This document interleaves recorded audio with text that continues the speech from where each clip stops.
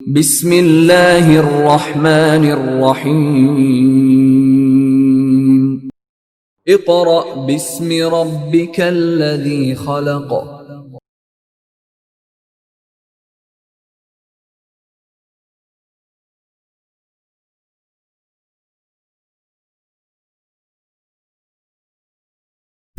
Bismillahirrahmanirrahim. Dear parents and students, Assalamu alaikum. In the previous lecture, we have discussed our first characteristic of sound, which was loudness. We discussed what is loudness of the sound and on what factors loudness of the sound depends. We have discussed three factors: the area of the vibrating body, amplitude of vibrating body, and the distance of vibrating body. And the last factor was the physical condition of ear. In the last, we have studied that some characteristic of sound which does not depend upon the sensitivity of the ear of the listener and is called the intensity of the sound. Now, in this lecture, we will discuss some more important characteristics of sound, which is pitch, quality, and in work for day 6, we will discuss intensity of the sound. Pitch और quality में से short questions बहुत ज़्यादा आते हैं और MCQs बहुत ज़्यादा आते हैं। उसके अलावा जो हम इंटेंसिटी ऑफ साउंड को जब डिस्कस करेंगे तो उसमें हमारे पास एक लॉन्ग क्वेश्चन होगा। So first we will discuss what is pitch of the sound. So this is the second characteristic of the sound, pitch of the sound. What is pitch? Pitch is the characteristic of sound. ये sound की एक ऐसी खसूसियत है by which, जिसके ज़रिए we can distinguish between a shrill and a grave sound. एक ऐसी कैरेक्टरिस्टिक है, जैसे हमने लाउडनेस में किन के दरमियान डिस्टिंग्विश किया था या डिफ्रेंशिएट किया था। लाउडनेस में हमने किसके दरमियान किया था? फेंट साउंड के दरमियान और लाउड साउंड के दरमियान।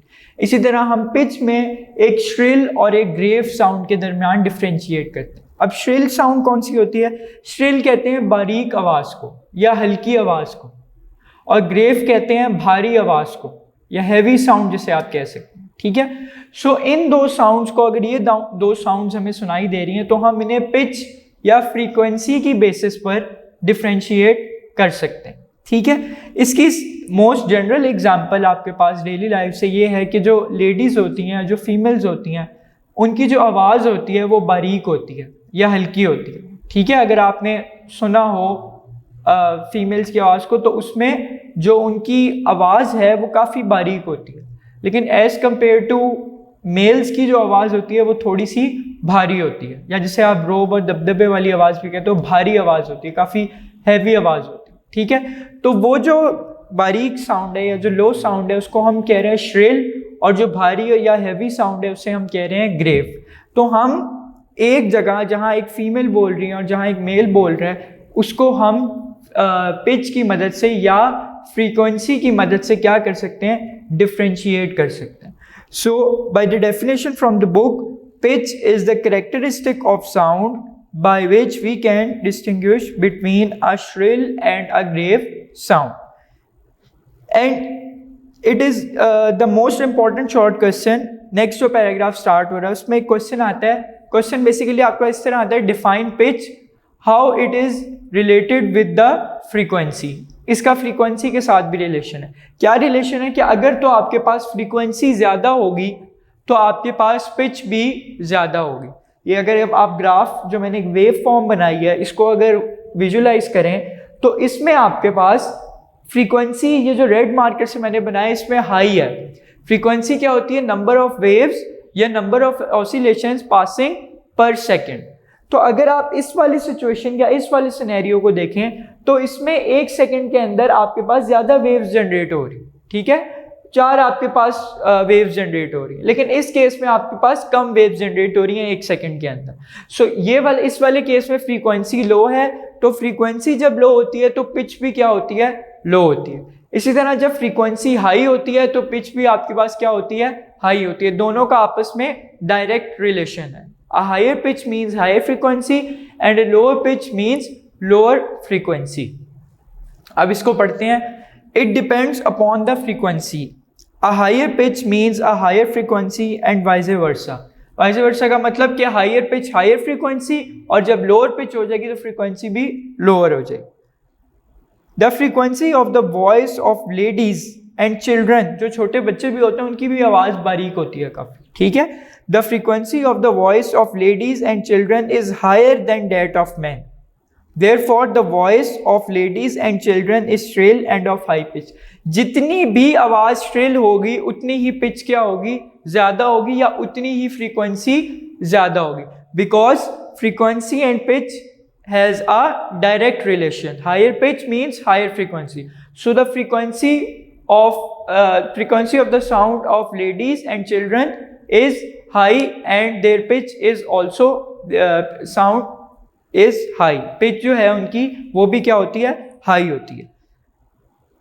Therefore the voice of ladies and children is shrill and of high pitch. इसी तरह जो मेल्स होते हैं, ठीक है, उनकी पिच क्या होती है, उनकी पिच कम होती है और फ्रीक्वेंसी भी उनकी क्या होती है, कम होती है. जितनी आपके पास पिच और फ्रीक्वेंसी कम होगी उतनी ही आपके पास जो आवाज़ है वो क्या होगी, ज़्यादा ग्रेव होगी, ज़्यादा भारी आवाज़ होगी, ठीक है. सो इसको डिफ्रेंशिएट करने के लिए आपने ये वाली एग्जांपल लिखनी है. आपके पास क्वेश्चन इस तरह आते हैं, define pitch, how it is related with frequency. इसमें आपके पास एमसीक्यूज भी बनकर इस तरह आ सकता है कि higher pitch means dash frequency, so उसमें क्या आएगा, हायर फ्रीक्वेंसी. इसी तरह a lower pitch means lower frequency, ये भी एमसीक्यूज बनकर आ सकता है. उसके अलावा frequency of the voice of ladies and children is dash of that of man. उनकी क्या होती है, हायर होती है, इसीलिए उनकी आवाज़ क्या होती है, श्रिल होती है या बारीक होती है, ठीक है. तो इस टॉपिक में से, इस पैराग्राफ में से एमसीक्यूज और शॉर्ट क्वेश्चन आ सकते हैं आपको. सो ये हमारी कैरेक्टरिस्टिक जो है साउंड की, ये कंप्लीट हो गई. नेक्स्ट आपके पास है क्वालिटी, ठीक है, quality of sound. Quality of sound क्या है, the characteristic of sound by which we can distinguish between two sounds of same loudness and pitch. अब हमारे पास एक कैरेक्टरिस्टिक आ गई. इसमें उसने हमें एक प्रॉब्लम बता दी कि हमारे पास अगर हम दो आवाज़ों को सुन रहे हैं, उनकी फ्रीक्वेंसी भी सेम है और उनकी लाउडनेस भी सेम है. फॉर एग्जांपल दो फीमेल्स आपस में बात कर रही हैं तो दोनों की फ्रीक्वेंसी भी सेम है और जितना वो लाउडनेस भी क्या है, उनकी सेम है. इसी तरह अगर दो मेल्स बात कर रहे हैं, उनकी भी लाउडनेस सेम है और उनकी भी फ्रीक्वेंसी सेम है. तो ऐसी कैरेक्टरिस्टिक जिससे हम ये डिफ्रेंशिएट कर दें दो साउंड्स के दरमियान, जिन दो साउंड्स की क्या है, लाउडनेस भी सेम है और पिच भी सेम है. सो इस ये कैरेक्टरिस्टिक हमें ये बताती है कि अगर दो आवाज़ें आ रही हैं हमें और उनकी फ्रीक्वेंसी भी सेम है, लाउडनेस भी सेम है, फिर हम उनको कैसे डिफ्रेंशिएट करेंगे.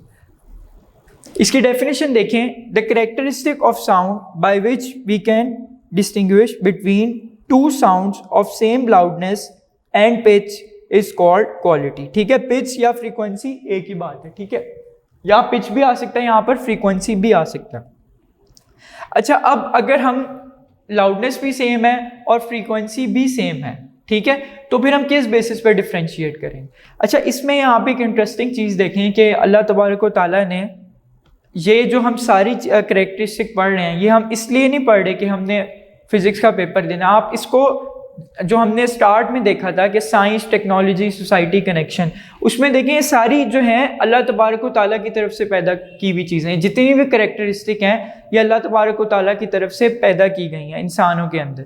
तो अगर तो ये ना होती, अगर ये लाउडनेस, पिच, क्वालिटी और आगे हम इंटेंसिटी पढ़ेंगे, ये कैरेक्टरिस्टिक अल्लाह ताला ने ना रखी होती ह्यूमन बींग्स में, तो फिर हम ह्यूमन बींग्स की जो साउंड्स हैं उनको डिफ्रेंशिएट नहीं कर सकते थे. ठीक है, सो ये सारा जितना भी हम साइंस को स्टडी करते हैं, ये सारा किसकी हमें अल्लाह ताला की तरफ से मिला. ठीक है, हम क्या करते हैं, हम उस पर रिसर्च करते हैं. जो भी अल्लाह ताला ने इस कायनात में चीज़ें जो हैं वो पैदा फरमाई हैं या रखी हैं, उन पर हम क्या करते हैं, रिसर्च करते हैं और फिर उस रिसर्च से हम नई नई चीज़ें बनाकर सोसाइटी को प्रोवाइड करते हैं.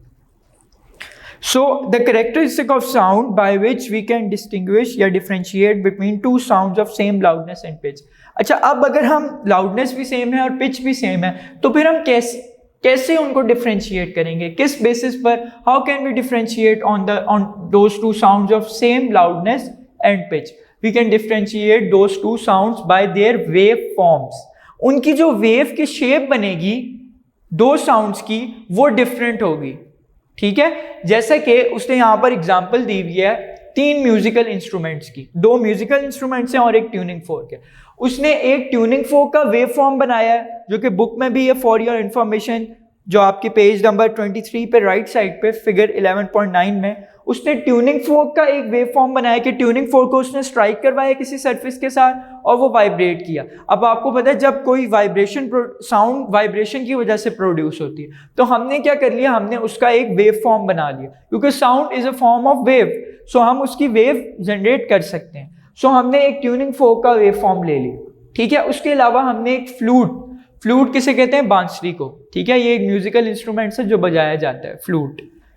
सो फ्लूट का हमने फ्लूट बजाया और उसका हमने वेव फॉर्म बनाया। इसी तरह एक क्लैरिनेट भी बेसिकली एक म्यूजिकल इंस्ट्रूमेंट होता है, एक बाजे की तरह होता है, ठीक है। इस तरह वो नीचे से कर्व होता है, ठीक है, और ऊपर से इस तरह उसका वो जो हॉलो सा एक शेप होती है, ठीक है। बाजे आपने देखा होगा, इस तरह वो नीचे से कर्व होता है और ऊपर से इस तरह आकर उसकी शेप होती है, उसको जो है वो बजाया जाता है, ठीक है, और बड़ी खूबसूरत आवाज़ उसमें से निकलती है। सो 3 हमने इंस्ट्रूमेंट्स लिए, एक हमने ट्यूनिंग फोर्क लिया, एक हमने फ्लूट बांसुरी लिया और एक हमने क्लैरिनेट ली, ये भी म्यूजिकल इंस्ट्रूमेंट। इन तीनों को हमने सेम फ्रीक्वेंसी से वाइब्रेट करवाया, ठीक है, मतलब सेम पिच से और सेम लाउडनेस हमने इनमें प्रोड्यूस की। लेकिन हमें कैसे पता चलेगा ये ट्यूनिंग फोर्क की साउंड है, ये फ्लूट की साउंड है या ये क्लैरिनेट की साउंड, वो हम डिफ्रेंशिएट करेंगे उनके वेव फॉर्म की बेसिस पर।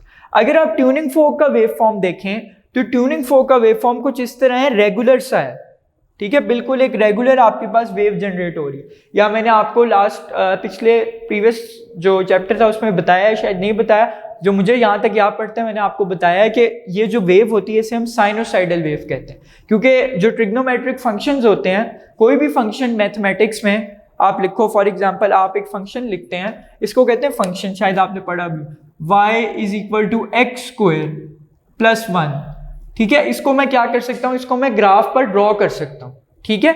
मैं x की कुछ वैल्यूज लूंगा, फॉर एग्जांपल x की वैल्यू मैं लेता हूँ 1, तो 1² + 1 आंसर क्या आ जाएगा 2। सो x की वैल्यू मैंने 1 पुट की तो y का आंसर क्या आया 2। इस तरह मैं डिफरेंट वैल्यूज पुट करके x की पुट करूंगा तो y की डिफरेंट वैल्यूज आएंगी, मैं ग्राफ जनरेट कर सकता हूँ। इसी तरह एक फंक्शन होता है y = sin x, which is the trigonometric function. उसका जो ग्राफ बनता है वो इस तरह का बनता है जिसे हम साइनोसाइडल कर्व कहते हैं, ठीक है।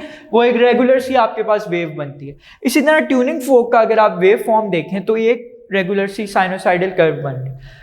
इसमें थोड़ी सी वेरिएशन आप देख रहे हैं, ये थोड़ा सा डिफरेंट वेव फॉर्म आपके पास जनरेट हो रहा है, ठीक है, बिकॉज ये रिदमिक है थोड़ा सा, क्योंकि जब वो आपके पास कोई भी म्यूजिकल इंस्ट्रूमेंट बजता है तो उसमें एक रिदम होता है, ठीक है, एक रेगुलरिटी टाइप या रिदमिक होता है वो थोड़ा, तो उसकी जो वेव फॉर्म है अगर आप देखें तो वो थोड़ी सी डिफरेंट है।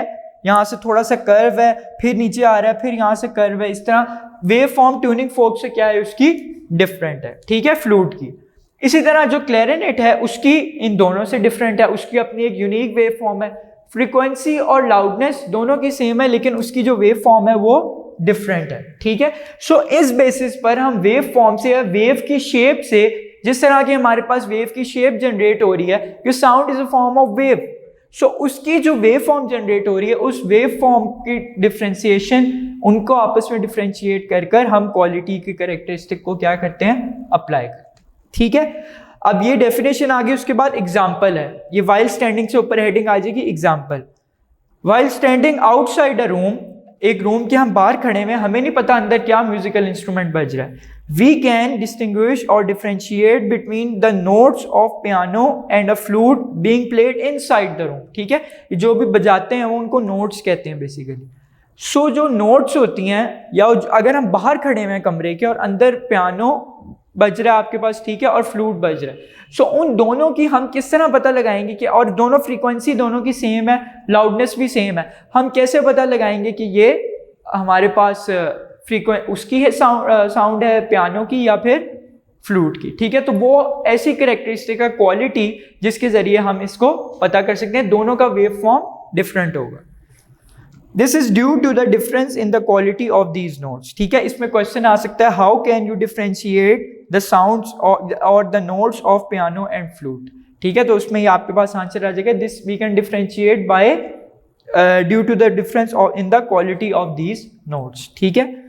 Figure 11.9 shows the waveform of the sound produced by a tuning fork, flute and clarinet. Tuning fork का आपको पता है, साउंड को हम वेव्स को जनरेट करवाने के लिए ट्यूनिंग फोर्क को यूज करते हैं. The loudness and the pitch of these sounds are the same. दोनों की loudness और pitch same है, but their waveforms are different. ठीक है, ये भी इंपॉर्टेंट शॉर्ट क्वेश्चन है, एमसीक्यूज में आ सकता है कि क्या उनमें डिफरेंस है. लाउडनेस तो सेम है, डिफरेंस उसमें क्या, उनमें क्या है, but their wave forms are different.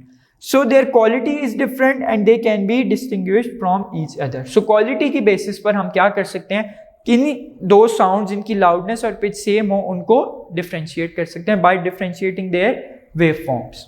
ठीक है. अच्छा, अब आप पेज नंबर 23 पर अगर आ जाएं तो ये फॉर योर इंफॉर्मेशन जो फर्स्ट बॉक्स है राइट साइड पर, उसमें वो कहता है thin walled glass goblets can vibrate when hit by sound waves.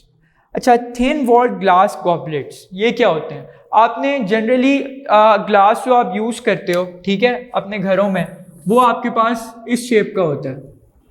ठीक है, ये होता है, इस तरह होता है. ठीक है, और ऊपर से ऐसे इस तरह का आपके पास ग्लास होता है. या अगर आप पेज नंबर 21 पर आ जाएं, पेज नंबर 21 पर फिगर 11.4 पे, वहाँ जिस तरह के ग्लास जनरली आपके घर इस तरह के ग्लास होते हैं, लेकिन ज़्यादातर जब कोई मेहमान वगैरह आते हैं, ठीक है, तो हम जो है दूसरी तरह के, ज़्यादातर दूसरी तरह के ग्लास जो हैं वो प्रेजेंट करते हैं. वो कुछ इस तरह के होते हैं कि उनको ऊपर एक ग्लोब शेप होती है, आपको शायद पता भी हो, ठीक है, इस तरह, और नीचे एक स्टिक होती है या स्टेम होती है, इस तरह का कोई ग्लास होता है. ठीक है, जिसमें ज़्यादातर हम अगर बाहर रेस्टोरेंट्स वगैरह या होटल्स वगैरह में जाएं तो पानी या कोई भी ड्रिंक जो है वो हमें इस तरह के ग्लासेस में क्या होती है, सर्व होती है. तो इनको हम क्या कहते हैं, इनको हम कहते हैं गॉबलेट्स. ठीक है, ये क्या होते हैं, ये होते हैं goblets. Thin walled glass goblets can vibrate when hit by sound waves. कि बड़ी इंपॉर्टेंट चीज़ है, इसको समझें. आगे कहते हैं this is due to the phenomena of sound known as resonance. Some singers can produce a loud note of particular frequency such that it vibrates the glass so much that it shatters. अच्छा, पहले इस तरह होता था पुराने ज़मानों में कि जो कोई भी आपके पास फंक्शन होता था तो उसमें ज़ाहिरी बात है इस तरह के ग्लास प्रेजेंट होते थे, थिन ग्लास गॉबलेट्स. तो उसमें क्या होता था, जो वहाँ पर म्यूजिशियंस होते थे वो क्या करते थे, वो कुछ ऐसी नोट्स प्रोड्यूस करते थे, ऐसी फ्रीक्वेंसी, क्योंकि वो बोल रहे हैं म्यूजिक ही प्रोड्यूस कर रहे हैं, म्यूजिक मुंह से ही वो मतलब साउंड प्रोड्यूस कर रहे हैं, तो वो कुछ ऐसी फ्रीक्वेंसी की साउंड प्रोड्यूस करते थे जो फ्रीक्वेंसी बहुत ज़्यादा होती थी या जिनकी लाउडनेस बहुत ज़्यादा होती थी. तो वो फ्रीक्वेंसी इतनी ज़्यादा होती थी कि वो जब वो वेव जाकर आपके पास इस तरह ग्लास से टकराती थी तो वो उनकी फ्रीक्वेंसी इतनी ज्यादा होती थी, क्योंकि आपको पता है sound is a form of wave and wave is a career of energy. तो वो इतनी एनर्जी की साउंड या इतनी ज्यादा एनर्जी और फ्रीक्वेंसी की वेव को प्रोड्यूस करते थे कि वो जाकर इसमें रेजोनेंस प्रोड्यूस करती थी, वाइब्रेशन टाइप प्रोड्यूस करती थी. रेजोनेंस का बेसिक कॉन्सेप्ट आप जाकर सेकेंड ईयर में पढ़ेंगे, लेकिन वो रेजोनेंस को अभी आप ये समझ लें बड़ी तेजी से वो क्या होती थी, फ्रीक्वेंसी उनकी चेंज होती थी. वो जाकर जब हायर फ्रीक्वेंसी की वेव जाकर उन थिन वॉल ग्लास गॉबलेट्स के साथ, क्योंकि थिन वॉल होती थी, कोई इतनी स्ट्रॉन्ग वॉल, थिक वॉल नहीं होती थी, थिन ही उनकी सरफेस होती थी, तो जाकर जब वो टकराते थे तो ऐसा आपके पास खतरा होता था कि वो इतनी ज़्यादा लाउडनेस और इतनी एनर्जी और फ्रीक्वेंसी की वेव टकराती थी कि उन ग्लास के शटर होने का खतरा होता था. ठीक है, यही वो यहाँ पर बता रहा है कि कुछ जो म्यूजिशियंस या सिंगर्स होते थे वो इतनी ऐसी नोट्स प्रोड्यूस करते थे, इतनी हाई फ्रीक्वेंसी और इतनी हाई एनर्जी की, कि वो जब ग्लास से टकराते थे जाकर तो ग्लास क्या हो जाते थे, आपके पास शटर हो जाते. ठीक है, दोबारा इसको देखते हैं. Thin walled glass goblets can vibrate when hit by sound waves. This is due to a phenomenon of sound waves as sound known as resonance. Some singers can produce a loud note of a particular frequency, एक खास frequency की loud note produce करते थे, such that it vibrates the glass, के vibration produce होती थी sound की वजह से, so much that it shatters, के वो टूट जाते थे आपके पास. ठीक है, नेक्स्ट देखिए interesting information. Some people use silent whistle. Whistle किसे कहते हैं, सीटी को. साइलेंट विसल ऐसी विसल जिसकी कोई आवाज ना हो, जैसे हम मोबाइल को साइलेंट पे लगा लेते हैं तब उसमें कोई वाइब्रेशन या कोई साउंड नहीं प्रोड्यूस होती है अगर हमें कोई कॉल या कोई मैसेज का नोटिफिकेशन है. Some people use silent whistle to call dogs whose frequency lies between 20,000 hertz to 25,000 hertz. अच्छा, अब डिफरेंट जो आपके पास स्पीशीज हैं, फॉर एग्जांपल हम ह्यूमन बीइंग्स हैं, हमारी आवाज़ सुनने की फ्रीक्वेंसी जो हमारे ईयर ड्रम है उसकी फ्रीक्वेंसी यानी कि एक सेकंड में वो कितनी बार वाइब्रेट करेगा उसकी एक ख़ास वैल्यू है, ठीक है। हमारी, आप आगे जाकर भी पढ़ेंगे, हमारी जो है वैल्यू वो है रेंज फ्रीक्वेंसी सुनने की, वो है 20 to 20,000 हर्ट्ज, ठीक है। ये ह्यूमन ईयर की, एक नॉर्मल ह्यूमन ईयर की साउंड की फ्रीक्वेंसी की क्या है, रेंज है। अगर इससे कम साउंड प्रोड्यूस होगी तो भी हमें सुनाई नहीं देगी, अगर इससे ज्यादा साउंड प्रोड्यूस होगी तो भी हमें सुनाई नहीं देगी। इस रेंज के अंदर जितनी फ्रीक्वेंसी की साउंड प्रोड्यूस होगी वही हमें सुनाई देगी। अब वो क्या कह रहा है, some people use silent whistle to call dogs whose frequency lies between 20,000 hertz to 25,000 hertz. अब जो डॉग्स होते हैं उनकी सुनने की फ्रीक्वेंसी, अल्लाह ताला ने इस तरह का निज़ाम रखा हुआ है कि ह्यूमंस में फ्रीक्वेंसी जो साउंड की है उसकी कोई और रेंज है, और जो डॉग्स हैं उनमें फ्रीक्वेंसी की रेंज है 20,000 से 25,000 हर्ट्ज, ठीक है। जो डॉग्स हैं उनकी फ्रीक्वेंसी हमसे क्या है, 5,000 ज़्यादा है, ठीक है। आप देख सकते हो 20,000 से 25,000 हर्ट्ज है। तो बाहर के ज़्यादातर ममालिक में क्या किया जाता है, क्योंकि आपको पता है इनकी जो वो होती है स्मेल करने की एबिलिटी, जो डॉग्स होती हैं उनकी काफ़ी ज़्यादा होती है, सेंस उनकी काफ़ी अच्छी होती है। सो पुलिस जो होती हैं बाहर के जो कंट्रीज़ होती हैं, पाकिस्तान में तो खैर कम होता है, लेकिन बाहर की कंट्रीज़ में, यूरोप में ये चीज़ काफ़ी आम है कि वो जो है मतलब उसको ढूंढने के लिए मुजरिम को, या कोई चीज़ उन्होंने अगर सबूत, कोई ऐसी चीज़ ढूंढनी हो, ठीक है, जो क्राइम से रिलेटेड हो, तो उसके लिए वो डॉग्स यूज़ करते हैं। तो डॉग्स को बाहर के ममालिक में, यहाँ तो खैर कोई मतलब हमारे पास इस तरह का लॉ नहीं है ना, जब मर्जी आए हमने सीटी बजा दी, तो बाहर तो अगर आप इस तरह करेंगे तो आपके ऊपर केस हो सकता है। सो वहाँ उन्होंने क्या किया, उन्होंने एक साइलेंट विसल बनाई। साइलेंट विसल कह सकते हैं कि अब वो जो विसल होती है उससे जो साउंड प्रोड्यूस होती है उसकी जो फ्रीक्वेंसी होती है वो 20,000 हर्ट्ज से ज़्यादा होती है, ठीक है। जब वो 20,000 हर्ट्ज से ज़्यादा होगी तो वो ह्यूमन रेंज से क्या हो गई, ह्यूमन ईयर की रेंज से बाहर चली गई, ठीक है। जब ह्यूमन ईयर की रेंज से बाहर चली गई तो ह्यूमंस को वो, उनके लिए वो साउंड साइलेंट है। साइलेंट का मतलब है उनको कोई आवाज़ सुनाई नहीं देगी। लेकिन डॉग्स की फ्रीक्वेंसी उस रेंज में आती है, तो डॉग्स को वो जो साइलेंट विसल की आवाज़ है वो क्या देगी, सुनाई देगी। तो वो बाहर के ममालिक में क्या किया जाता है, डॉग्स को साइलेंट विसल की मदद से, ताकि कोई आवाज़ ह्यूमन बींग्स को या डिस्टर्बेंस प्रोड्यूस ना हो, साइलेंट विसल यूज करके उनको क्या किया जाता है, कॉल किया जाता है। It is silent for human के लिए वो साइलेंट है, but not for dogs, because क्योंकि द ऑडिबल क्या है, ऑडिबल लफ्ज निकला ऑडियो से, ठीक है। एक ऑडियो होती है और एक वीडियो होती है, ठीक है। ऑडियो मतलब जिसे आप सुन सकते हैं, सो ऑडिबल मतलब सुनने की फ्रीक्वेंसी की range. The audible frequency range for dogs is much higher, ठीक है। 5,000 ज़्यादा है उनकी सुनने की रेंज फ्रीक्वेंसी की, ठीक है। इसलिए वो जो साइलेंट विसल है ह्यूमंस के लिए साइलेंट है, और जो डॉग्स हैं उनके लिए वो साइलेंट नहीं है, ठीक है। और उसके बाद ये मैंने आपको बता भी दिया, पिच और क्वालिटी आपके पास दोनों शॉर्ट क्वेश्चन और एमसीक्यूज के लिए इंपॉर्टेंट है। Next we will move towards our next characteristic of sound, which is intensity of sound. Intensity of sound. Now we'll move towards intensity of sound, the last characteristic of sound. What is intensity of sound? First, सबसे पहले हम उसकी definition देख लेते हैं। Page number आपके पास है 24। क्या है definition? Sound energy passing per second. अब आपको पता है sound is a form of wave, ठीक है। साउंड एक वेव की हमारे पास टाइप है, और कौन सी वेव है? मैकेनिकल वेव्स, और मैकेनिकल वेव्स में भी फर्दर क्या है आपके पास? Longitudinal wave. So sound energy passing per second. Sound energy का मतलब है कि जो वेव जनरेट हो रही है उस वेव के पास जितनी एनर्जी है, ठीक है, पास कर रही है पर सेकेंड। पर सेकेंड का मतलब एक सेकेंड के अंदर, ठीक है। या पर का आपका मतलब ये भी होता है कि वो जो एनर्जी है वो किसके साथ डिवाइड हो रही है? टाइम के साथ। अगर किसी चीज़ के साथ फॉर एग्जांपल आपके पास आ जाता है कि मैस पर टाइम, तो इसका मतलब मैस डिवाइड हो रहा है टाइम से। एरिया बाय टाइम, तो एरिया डिवाइड हो रहा है टाइम से। यहाँ क्या है? साउंड एनर्जी पास कर रही है per second. Second is the unit of time, so per time को उसके साथ डिवाइड कर देंगे through a unit area. Unit area होता है 1 मीटर स्क्वायर। जब भी किसी भी फिजिकल क्वांटिटी के साथ यूनिट लिखा हुआ आ जाए तो उसका मतलब है उसकी वैल्यू क्या है, उसकी मैग्नीट्यूड क्या है, 1।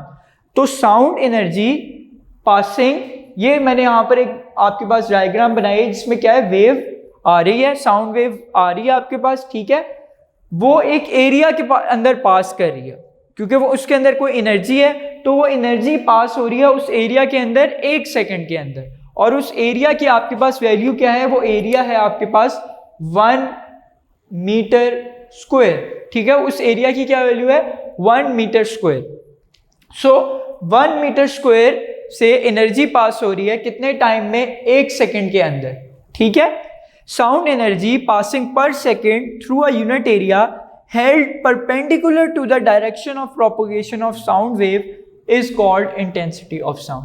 अब जो एरिया जिसमें से साउंड एनर्जी पास कर रही है वो एरिया उस साउंड एनर्जी की क्या है, परपेंडिकुलर है, या उन दोनों के दरमियान एंगल क्या है, 90। फॉर एग्जांपल ये साउंड वेव आ रही है, ठीक है, इसको दोबारा बनाते हैं।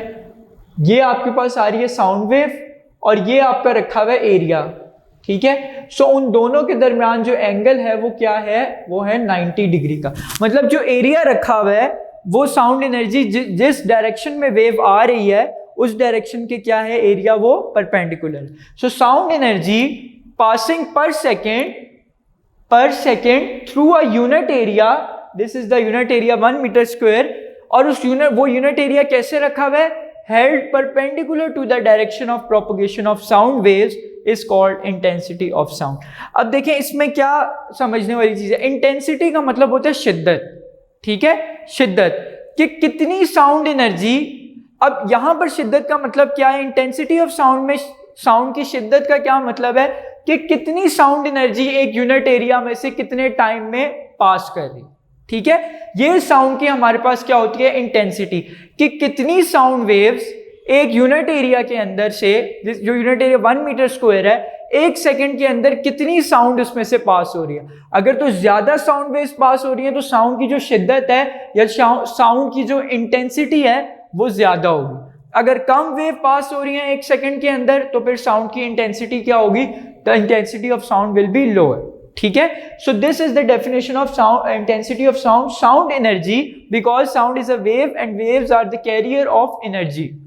Sound energy passing per second in 1 second through a unit area means 1 meter square, held perpendicularly, उनकी डायरेक्शन क्या है, परपेंडिकुलर है उस एरिया की, to the direction of propagation of wave, कि जिस डायरेक्शन में वेव ट्रेवल कर रही है एरिया उसके क्या है, परपेंडिकुलर, ठीक है। सो ये आपके पास है इंटेंसिटी। अब इंटेंसिटी है एक फिजिकल क्वांटिटी हमारे पास। Intensity is a physical quantity and can be measured accurately. The unit of intensity of sound is watt per square meter। अब देखें आपके पास यहां पर उसने वर्ड्स पे कॉन्सेंट्रेट कीजिएगा, एनर्जी पर सेकेंड, इसका मतलब है मैंने आपको बताया पर सेकेंड आ जाए मतलब सेकेंड डिवाइड हो जाएगा। सो एनर्जी को जब मैं टाइम से डिवाइड करता हूं या वर्क को, ठीक है, वर्क क्या है, एनर्जी क्या है, capability of a body to do work. You have studied this in the chapter number 6 of 9th class, ठीक है, work and energy. So work या एनर्जी को दोनों के यूनिट सेम होते हैं, जाउल। उनको अगर मैं टाइम से डिवाइड कर दूं तो मेरे पास क्या आती है, मेरे पास आती है power. Remember power, the rate of doing work. और जब किसी चीज के साथ रेट आ जाए वो क्या हो जाती है, टाइम से डिवाइड हो जाती है। The rate of change of velocity, velocity को टाइम से डिवाइड करें acceleration. The rate of change of displacement, displacement को टाइम से डिवाइड करें वेलोसिटी। इसी तरह रेट ऑफ चेंज ऑफ आपके पास जो वर्क डन है वो क्या है, पावर। और पावर का यूनिट आपके पास क्या था, आप पढ़ के आए हो, वॉट, ठीक है। इसका मतलब ये है कि इंटेंसिटी का क्या यूनिट होगा, एनर्जी है, इंटेंसिटी है energy divided by time multiply by area, कि वो एनर्जी जो 1 सेकंड के अंदर एक यूनिट एरिया में से पास कर रही है। सो एनर्जी ओवर टाइम तो बन जाएगा वॉट। ये जो आपके पास ये वाला है ये तो आपके पास बन जाएगा वॉट, ठीक है। और एरिया का क्या यूनिट होता है, स्क्वायर मीटर। सो एनर्जी का फिर क्या इंटेंसिटी का क्या यूनिट बन जाएगा आपके पास, वॉट पर स्क्वायर मीटर, ठीक है। Watt per square metre. This is the unit of intensity. बहुत इंपॉर्टेंट आपके पास एमसीक्यूज है। The unit of intensity of the sound is watt per square metre. ठीक है, तो इस तरह इसके आपके पास यूनिट्स आए। अच्छा, इंटेंसिटी जो है एक और बड़ा इंपॉर्टेंट एमसीक्यूज है। इंटेंसिटी की जहाँ हेडिंग दी हुई है, ये लॉन्ग क्वेश्चन भी है बड़ा इंपॉर्टेंट। इंशाल्लाह नोट्स आपके पास पहुंच जाएंगे, उसमें ये सारा लॉन्ग क्वेश्चन लिखा होगा। The sound waves transfer energy from the surrounding body to the listener. ठीक है, कि वो बॉडी से लिसनर की तरफ एनर्जी क्या हो रही होती है, in the form of wave transfer हो रही होती है। इंपॉर्टेंट एमसीक्यूज आने लगा है। The intensity of sound depends on the amplitude of sound wave. Sound wave का जितना एम्पलीट्यूड होगा वो डिपेंड करेगी उसकी यानी कि जो इंटेंसिटी होगी, उसकी शिद्दत होगी, वो साउंड वेव के एम्पलीट्यूड पर डिपेंड करेगी। ठीक है, ये इंपॉर्टेंट एमसीक्यूज था। And is defined as, definition मैंने पढ़ दी एक फिजिकल। जब डेफिनेशन आए, पता है आपको 9th क्लास में भी बताया, पिछले चैप्टर में भी बताया, डिफाइन का वर्ड आ जाए, खासतौर पे कोई फिजिकल क्वांटिटी डिफाइन करने को आ जाए, तो डिफाइन के साथ सिर्फ डेफिनेशन नहीं लिखनी, उसका यूनिट भी लिखना है। ठीक है, यूनिट क्या है और फॉर्मूला भी वॉट पर मीटर। फॉर्मूला यहाँ मौजूद नहीं है तो आप यूनिट लिख देंगे, its unit is watt per metre square, अगर 2 नंबर का शॉर्ट क्वेश्चन आता है। नेक्स्ट, अब हम इसकी डेरिवेशन करने लगे हैं इंटेंसिटी लेवल की। अब है साउंड इंटेंसिटी लेवल। अब यहाँ पर साउंड इंटेंसिटी लेवल का क्यों जिक्र किया गया? मुख्तलिफ जो साउंड्स होती हैं, मुख्तलिफ स्पीशीज की, मुख्तलिफ ह्यूमन बींग्स की, एनिमल्स की, उनकी इंटेंसिटी की वैल्यू डिफरेंट होती है। ठीक है, सो हम क्या करते हैं, हम एक स्टैंडर्ड लेते हैं। हमने जो इंटेंसिटी का टेबल बनाया हुआ है मुख्तलिफ इंटेंसिटी का, वो एक स्टैंडर्ड के हिसाब से बनाया हुआ है। और वो स्टैंडर्ड क्या है? वो स्टैंडर्ड बनाया हुआ है with faintest audible sound. Audible का मैंने जैसे पिछले आपके पास उसमें बताया था। एंड रिमेंबर कि आपके पास वर्क फॉर डे 6, ठीक है, ये वर्क फॉर आपके पास क्या है? Day 6। So work for day 5 में मैंने आपको बताया था कि ऑडिबल क्या होता है, जो सुनने, ऑडियो से निकला हुआ है वर्ड। सो हम क्या करते हैं, हमने जो स्केल डेवलप किया हुआ है वो फेंटेस्ट ऑडिबल साउंड के साथ रिलेट किया हुआ है उसको। फेंटेस्ट ऑडिबल साउंड का मतलब ये है, ऐसी साउंड, ये मैंने लिखा हुआ है फेंटेस्ट ऑडिबल साउंड, जिसकी आवाज की इंटेंसिटी सबसे फेंट हो, सबसे धीमी आवाज हो। ठीक है, उसकी जो वैल्यू होती है, जो फेंटेस्ट ऑडिबल साउंड, सबसे कम वैल्यू इंटेंसिटी की, वो होती है 10⁻⁻12 वॉट पर मीटर स्क्वायर। इसको अगर आप जनरल, ये इस वक्त साइंटिफिक नोटेशन में लिखा हुआ है, जनरल में लिखोगे तो ये बन जाएगा 0.0812345678910 और आपके पास 11 और 1। इसको हम चेक कर लेते हैं, 1 2 3 4 5 6 7 8 9 10 11 और एक और 0 आपके पास आएगा। ठीक है, और 12। ठीक है, अब 1 2 3 4 5 6 7 8 9 10 11 12। ठीक है, अब आपके पास इतनी, मतलब आप देखें 0 पॉइंट, उसके बाद आपके पास कोई 11 zeros आ रहे हैं और 1, तो इतनी फेंटेस्ट है, उसकी इंटेंसिटी की वैल्यू इतनी कम है, इसलिए हम उसको कह रहे हैं फेंटेस्ट ऑडिबल साउंड। इसको अगर साइंटिफिक नोटेशन में लिखेंगे तो बनेगी 1 × 10⁻⁻12 वॉट पर मीटर स्क्वायर। सो हमने इसको स्टैंडर्ड बना लिया क्योंकि ये फेंटेस्ट है, सबसे कम है इसकी इंटेंसिटी।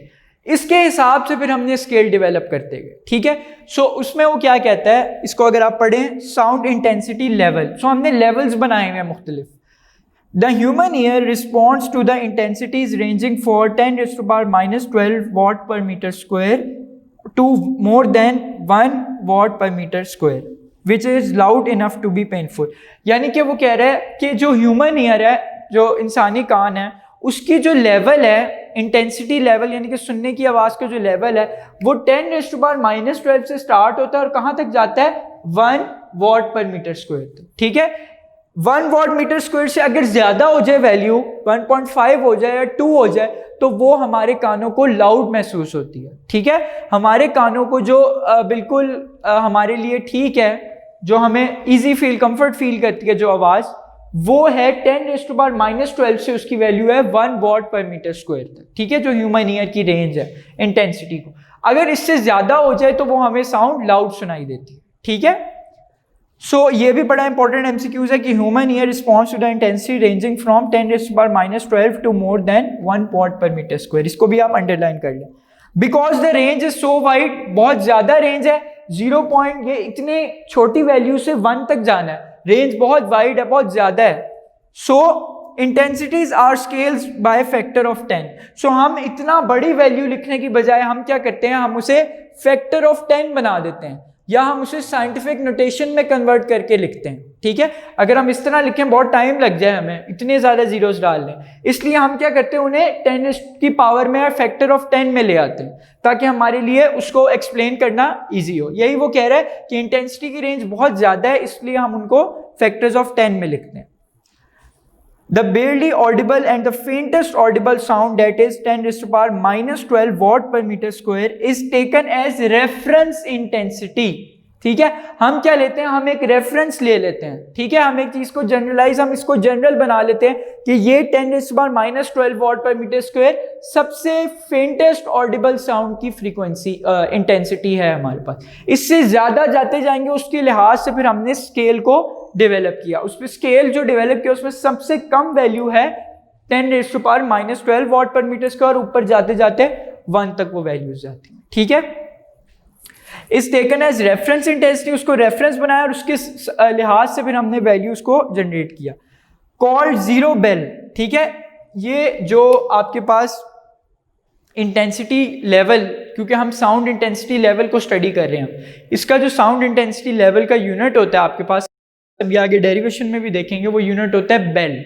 ठीक है, ये बेल यूनिट एक जो आपके पास साइंटिस्ट है उसके नाम पर है, सर अलेक्जेंडर ग्राहम बेल, लिखा हुआ भी है आपके पास अलेक्जेंडर, जीरो बेल के आगे लिखा हुआ है ब्रैकेट में, unit named after Alexander Graham Bell. ठीक है, ये जो था अलेक्जेंडर ग्राहम बेल, इसने क्या किया था, इसने टेलीफोन आपके पास इजाद किया था। ठीक है, सो आप देख सकते हैं इसका बहुत बड़ा नाम है, क्योंकि आज अगर टेलीफोन नहीं है, अगर आज हम सोचें इस ज़माने में अगर टेलीफोन नहीं है तो कम्युनिकेशन तो बिल्कुल भी नहीं हो सकती, और अगर कम्युनिकेशन नहीं है तो फिर आगे कुछ भी नहीं हो सकता। सो बड़ी इंपॉर्टेंट ये आपके पास इन्वेंशन थी टेलीफोन की। सो उसके नाम पर इंटेंसिटी, साउंड के इंटेंसिटी लेवल का यूनिट दिया गया था बेल।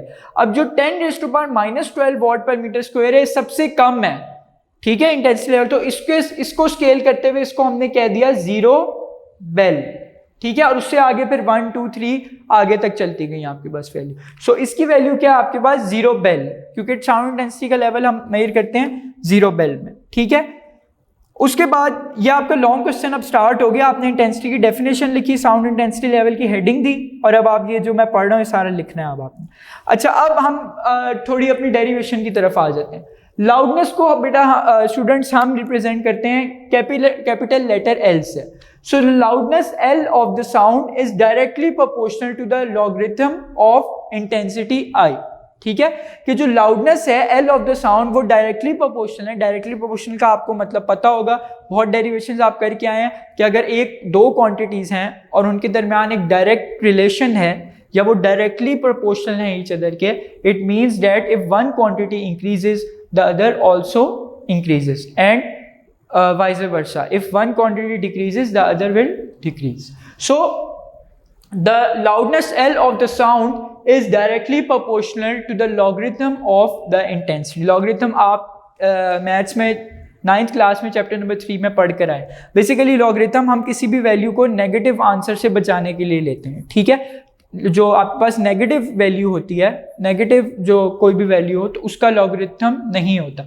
सो लॉगरिथम अगर आप किसी वैल्यू का ले लेते हो, उसका मतलब है उसकी वैल्यू क्या है, पॉजिटिव है। सो जो लाउडनेस एल है ऑफ द साउंड वो डायरेक्टली प्रोपोर्शनल है लॉग ऑफ किसके, इंटेंसिटी के। इंटेंसिटी को हम रिप्रेजेंट करते हैं कैपिटल लेटर आई से। अब आपको पता है कि जब हम डायरेक्ट प्रोपोर्शनैलिटी का साइन रिमूव करते हैं तो उसके साथ क्या आता है, प्रोपोर्शनैलिटी कांस्टेंट। सो हियर के इज द, हमने कन्वर्ट किया इक्वल्स एल इक्वल्स के लॉग आई। के क्या है हमारे पास, के है प्रोपोर्शनैलिटी कांस्टेंट। ठीक है, अच्छा अब हमने क्या करना है, हमने साउंड इंटेंसिटी लेवल को फाइंड करना है, और साउंड इंटेंसिटी लेवल को फाइंड करने के लिए हमें किसी रेफरेंस साउंड की इंटेंसिटी और लाउडनेस लेनी पड़ेगी। और मैंने आपको बताया हम रेफरेंस किसको लेते हैं, हम रेफरेंस लेते हैं फेंटेस्ट ऑडिबल साउंड की इंटेंसिटी को।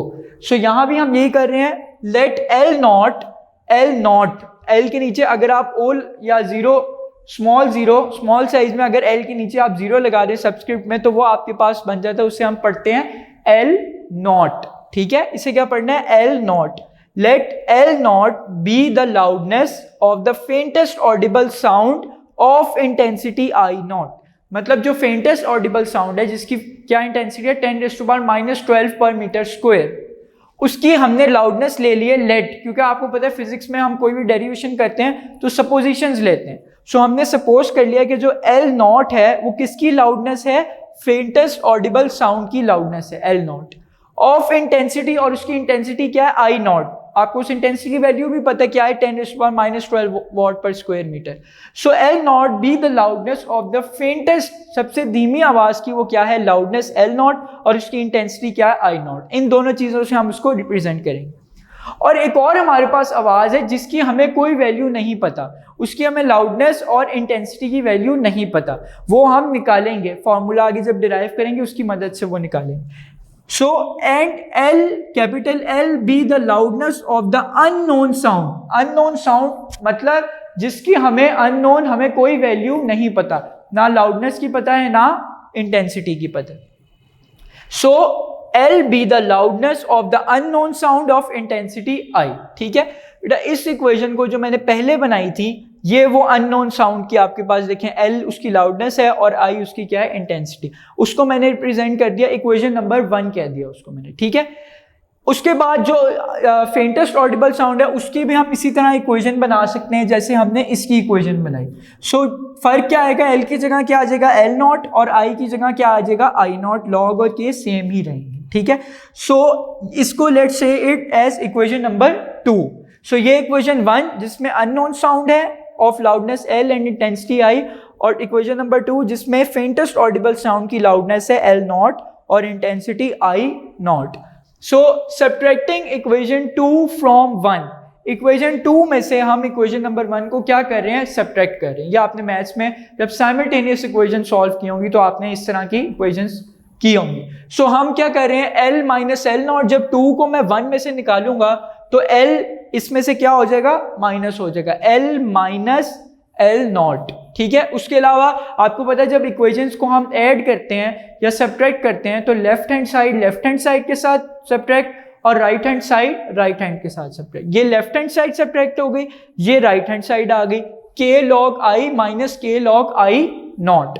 ठीक है, अब देखिए बेटा k log को मैंने यहां से क्या कर लिया, मैंने यहां से k log को कॉमन ले लिया। ठीक है, कॉमन लेना आपको आता होगा, आप मैथमेटिक्स में बहुत सारे क्वेश्चंस में लेते होंगे। k log को कॉमन ले लिया, जब कॉमन लेते हैं किसी भी चीज को तो वो अंदर क्या हो जाती है डिवाइड हो जाती है। ठीक है, सो k log को जब कॉमन लिया तो अंदर बच गया I माइनस I नॉट। ठीक है, वो कैंसिल हो गई k log से, तो अंदर बच गया I माइनस I नॉट, और ये है L माइनस L नॉट। अब ये जो L माइनस L नॉट है ये बेसिकली है इंटेंसिटी लेवल, जो कि हमारा टॉपिक है intensity, sound intensity level.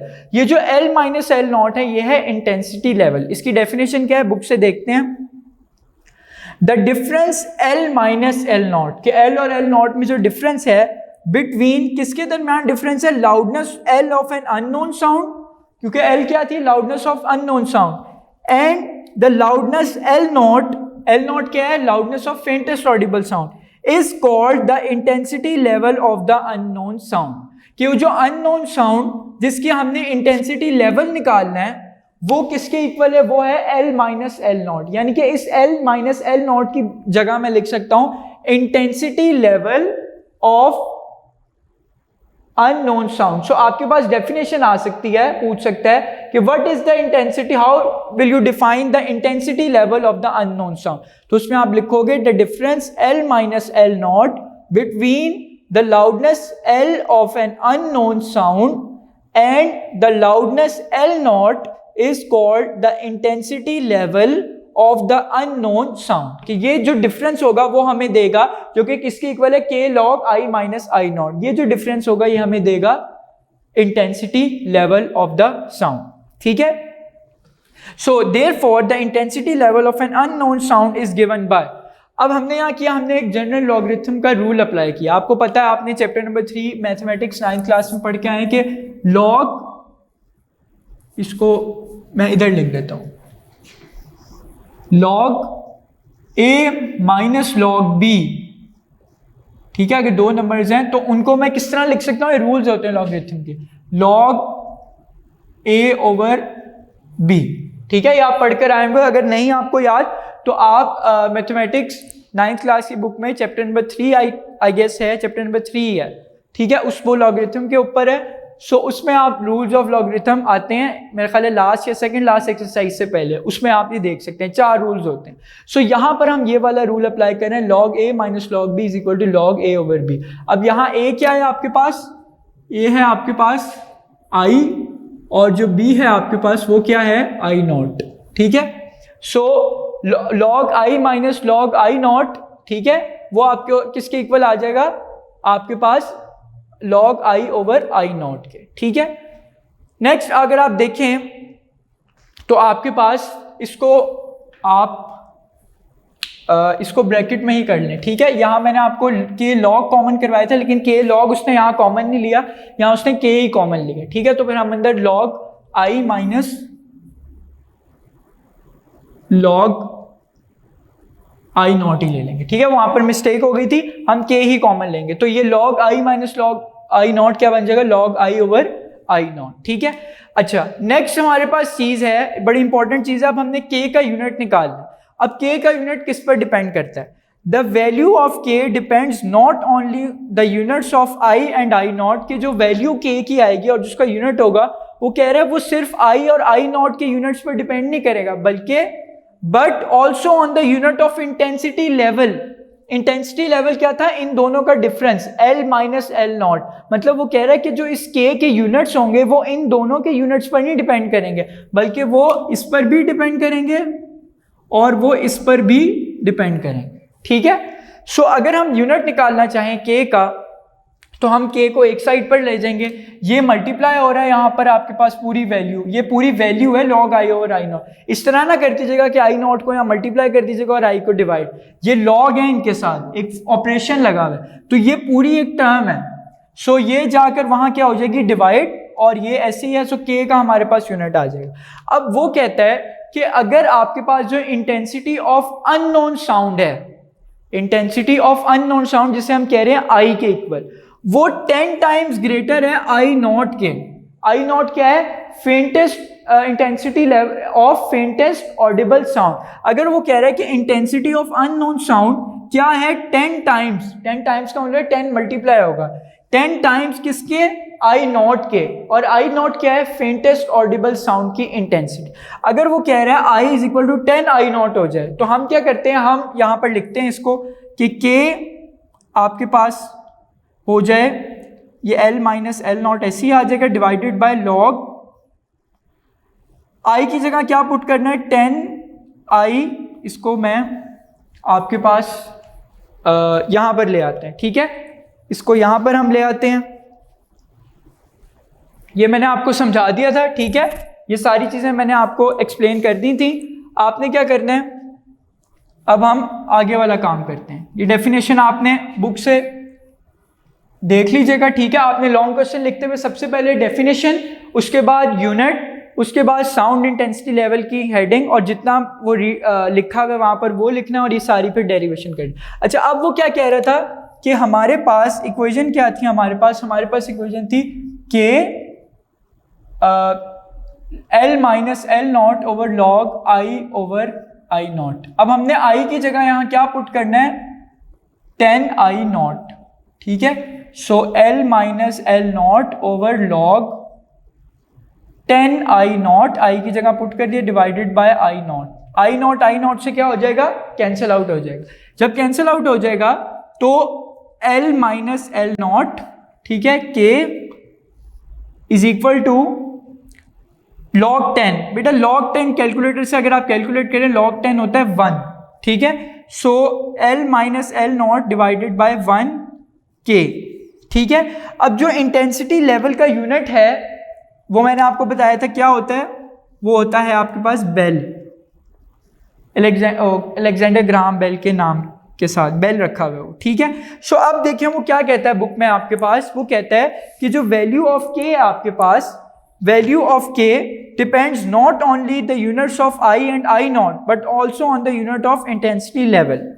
If the intensity I of an unknown sound is 10 times greater, वही जो मैंने किया, than the intensity I naught of the faintest audible sound, ठीक है, कि वो इंटेंसिटी ऑफ अननोन साउंड किसके 10 टाइम्स हो जाए ऑडिबल, आपके पास फेंटेस्ट ऑडिबल साउंड के, that is I is equal to 10 I naught, and the intensity level of such sound is taken as unit called bell. कि इंटेंसिटी लेवल फिर किसके equal हो जाएगा आपके, अगर तो ये कंडीशन आपके पास अप्लाई होती है कि I is equal to 10 I naught है, फिर इंटेंसिटी लेवल का यूनिट हम कैसे लेते हैं, हम इंटेंसिटी लेवल का यूनिट लेते हैं बेल में, ठीक है। अगर तो I किसके इक्वल हो जाए 10 I नॉट के, तो इंटेंसिटी लेवल का हम यूनिट किस में लेते हैं, बेल में, ठीक है। तो अगर आप देखें यहां से तो जो K की वैल्यू है, K की वैल्यू है वो 1 हो जाएगी, ठीक है, क्योंकि बेल मतलब कोई यूनिट है उसका, तो 1 ही बन जाएगा ना आपके पास, बेल के साथ कोई आपको वो तो नहीं है, मतलब कोई और वैल्यू नहीं है, 1 ही है, कोई वैल्यू ना हो तो इसका मतलब 1 लिखा हुआ है। सो K की वैल्यू आपके पास यहां से क्या आ जाएगी, 1 आ जाएगी, अगर तो intensity is equal to 10 I naught है आपके पास, ठीक है। So and the intensity level of such sound is taken as unit called bel, the value of K becomes 1, therefore using K is equal to 1 the equation 11.3 becomes, अब इस equation को जो आपके पास ये वाली इक्वेशन बनी थी इसे मैं कह देता हूं इक्वेशन नंबर 3, ठीक है। इसको हम आगे यहां से सॉल्व करते हैं। अब इसमें क्या है, ये मैंने आपको करके दिखा दिया, ठीक है। अब देखें L minus L naught is equal to, अब K की जगह क्या आ जाएगा 1 into log I over I naught, और मैंने आपको बताया था कि L माइनस L नॉट क्या है, ये है इंटेंसिटी लेवल, इसी जगह मैं क्या लिख रहा हूं, intensity level. So intensity level is equal to 1 multiply हो जाएगा log I over I naught, ठीक है। सो हमने क्या किया, हमने K की वैल्यू 1 पुट कर दी और हमारे पास ये इक्वेशन आ गई, ठीक है। और इस जो इंटेंसिटी लेवल आएगी इसका यूनिट होगा बेल, जो भी इस इक्वेशन का आंसर आएगा, वैल्यूज पुट करके जो भी आप आंसर लिखोगे उसका यूनिट क्या आएगा, उसका यूनिट होगा बेल, ठीक है। सो बेल, अच्छा अब बेल आ गया, बेल जो है वो बहुत लार्ज यूनिट है, वो कह रहा है bel is a very large unit of intensity level of sound, बहुत बड़ा यूनिट है, ठीक है, वैल्यूज बहुत ज्यादा आती हैं, बड़ी वैल्यूज आती हैं। Generally a smaller unit called decibel is use, ठीक है। रिमेंबर डेसी जो आप यूज करते थे प्रीफिक्सेस, तो उसमें प्रीफिक्सेस में क्या होता था, अगर बड़ी वैल्यू है तो उसे हम छोटी वैल्यूज में ले लेते थे, ठीक है। सो वो यही कह रहा है कि बेल काफी बड़ा यूनिट है, उसे हम स्मॉलर यूनिट में कन्वर्ट कर देते हैं जो कि है डेसिबल, और 1 जो एक बेल होता है आपके पास, 1 bel is equal to 10 dB, dB stands for decibel. इसको लिखना बड़े ध्यान से, इसका जो D होता है वो स्मॉल होता है और B इसका क्या होता है, कैपिटल होता है। बच्चे लिखने में गलती करते हैं, दोनों कैपिटल या दोनों स्मॉल लिख देते हैं, नंबर कट जाते हैं। आपने क्या करना है, इसका D स्मॉल और B कैपिटल, ये इसके लिखने का तरीका है। So 1 bel is equal to 10 decibels. इसका मतलब है अगर आपका आंसर बेल में आया है, अगर आपका आंसर बेल में आया है और आपने उसे डेसिबल में निकालना है, तो आप सिंपल क्या करोगे, 10 से मल्टीप्लाई कर दो, ठीक है। सो ये आंसर आपका बेल में आएगा। इसको अगर मैं डेसिबल में करूं तो इंटेंसिटी लेवल, ठीक है, is equal to 10 log I over I naught. ये अब यूनिट किस में है, ये यूनिट है डेसिबल्स में। इसको बेल को हमने 10 से मल्टीप्लाई करके डेसिबल में कर दिया। अब सिंपल हमने क्या किया, ये जो आंसर आएगा इसको हम मल्टीप्लाई करा देंगे 10 के साथ, तो वो बेल किस में कन्वर्ट हो जाएगा, वो बेल डेसिबल्स में कन्वर्ट हो जाएगा, ठीक है। So using equation 11.5 we can construct a scale of measuring the intensity level of sound. Such scale is known as decibel scale. The intensity level of different sound in decibel is given in table 11.11. ठीक है, हम simple intensities को put करेंगे यहाँ पर। I not की value हमें पता है कितनी है, 10⁻⁻12 वॉट पर मीटर स्क्वायर। तो हम एक डिफरेंट इंटेंसिटी लेवल्स निकाल सकते हैं। स्टूडेंट्स ये जो पेज नंबर 25 पे टेबल 11.1 दिया गया है, ये MCQs के लिए बहुत इंपॉर्टेंट है। हर साल बोर्ड के पेपर में इसमें से एक MCQs लाजमी आता है, फर्स्ट ग्रुप को या सेकंड ग्रुप को। इन टेबल्स में जितनी भी वैल्यूज हैं वो आपने याद रखनी है, ठीक है। उनको आपने डेसिबल्स में भी याद रखना है और वॉट पर मीटर स्क्वायर में भी याद रखना है, ठीक है। सबसे पहले मैं बता देता हूं, आप टेबल 11.1 में देखें 3 कॉलम्स हैं। पहला है सोर्सेज ऑफ साउंड, कि साउंड किस सोर्स से प्रोड्यूस हो रही है। पहला है नियर बाय जेट एयरप्लेन। जो जेट आपके पास एयरप्लेन होता है उसकी इंटेंसिटी लेवल की वैल्यू क्या है, सॉरी उसकी इंटेंसिटी क्या है, 10⁻³ वॉट पर मीटर स्क्वायर। ठीक है, अब आप क्या करोगे, आप 10⁻³ वहां पुट करोगे इधर। ठीक है, यहां आप पुट करेंगे 10⁻³ आई की जगह, वो आप उसने आपको दे दिया, और आई नॉट आपको पता है कितना है, 10⁻⁻10। उसका लॉग लेंगे दोनों को डिवाइड करके, तो आपके पास आंसर, और 10 से मल्टीप्लाई करेंगे आपके पास आंसर आ जाएगा इंटेंसिटी लेवल का डेसिबल्स में 150। इसी तरह आपके पास है जैक हैमर फास्ट ट्रेन जिसे हम कहते हैं, उसकी ये है इंटेंसिटी और इंटेंसिटी लेवल। ये अब आपने खुद ही कैलकुलेट करने हैं। इंटेंसिटी सेकंड कॉलम में दी है, फॉर्मूला में वैल्यू पुट करें और आपके पास आ जाएगा। इसी तरह सायरन है, लॉन मूवर है जो हम लॉन्स में यूज़ करते हैं, वैक्यूम क्लीनर है उसकी दी हुई है, मॉस्किटो बजिंग के जो मॉस्किटो जब आपके कान से पास करता है तो आपको बजिंग की एक साउंड सुनाई देती है, उसका लेवल है, विस्पर है, रस्टलिंग ऑफ लीव्स है। रस्टलिंग ऑफ लीव्स कहते हैं सरसराहट को, यानी कि जब पत्ते हिलते हैं तो फिर उनकी आपके पास जो आवाज़ होती है उसका भी इंटेंसिटी लेवल है। फेंटेस्ट ऑडिबल साउंड, इसका आपको पता ही है, जब आप यहाँ पर 10⁻⁻10 ठीक है पुट कर दोगे आई की जगह, क्योंकि आई किसके इक्वल हो जाएगा, 10⁻⁻10 के, और आई नॉट की वैल्यू भी सेम है, तो 10⁻⁻12 डिवाइड बाय 10⁻⁻12 आंसर क्या आएगा 1, और जब log 1 का log लेते हो तो आंसर आता है 0, तो 0 सबसे मल्टीप्लाई होकर आंसर को क्या कर देगा 0, तो उसका जो इंटेंसिटी लेवल है वो 0 है, मतलब फेंटेस्ट ऑडिबल साउंड का इंटेंसिटी लेवल 0 है। ठीक है, क्योंकि हम उसी को उसके साथ मेजर कर रहे हैं तो डिफरेंस आपका 0 ही आएगा। ठीक है, तो ये सारी चीज़ें आप, ये सारे टेबल्स में जितनी भी वैल्यूज़ हैं ये आपने याद करनी है अच्छी तरह, ये एमसीक्यूज़ के लिए बहुत इंपॉर्टेंट है। और ये सारी जो डेरिवेशन है, सबसे पहले आपने इंटेंसिटी की डेफिनेशन लिखनी है बुक में जो लिखी है, उसके बाद यूनिट, उसके बाद साउंड इंटेंसिटी लेवल की हेडिंग देनी है, उसमें ये सारी आपके पास डेरिवेशन और जितने पैराग्राफ्स लिखे हुए सारे आपके पास आ जाएंगे। इंशाल्लाह जब आपके पास नोट्स पहुंच जाएंगे तो आपको चीज़ ज़्यादा क्लियर हो जाएगी। ठीक है, आज का जो हमारा लेक्चर है वो यहाँ पर कंप्लीट हुआ। If you find any query और problem in this lecture, you can contact us through WhatsApp number which will be given to you at the end of this video through a text message, voice message और through an image। आज का हमारा lecture यहीं ख़त्म होता है। Thank you so much, अल्लाह हाफिज़।